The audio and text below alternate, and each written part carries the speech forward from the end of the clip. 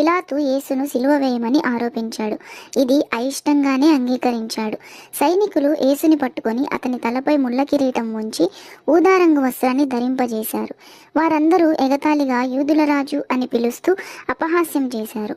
మరియు వారు ఆయన భుజములపై బరువున్న చెక్క సిలువను వేసి ఆ వీధుల వెంట నడిపిస్తూ గొల్గతా ప్రదేశానికి తీసుకెళ్లారు.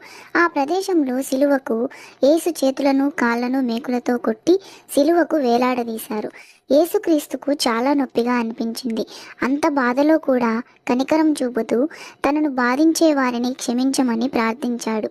బరువైన హృదయాలతో, విరిగిన హృదయాలతో కొంతమంది ఆయన చుట్టూ నిలువబడి ఏడుస్తున్నారు. అందులో ప్రభువు యొక్క తల్లి కూడా నిల్చొని ఉంది. ఇక మధ్యాహ్న సమయంలో సమాప్తమైనది అని చెప్పి గట్టి శ్వాస తీసుకొని యేసు ప్రభు ప్రాణం విడిచాడు. ఆకాశం చీకటిగా మారిపోయింది. తండ్రి తన కుమారుని కోల్పోయిన దుఃఖంతో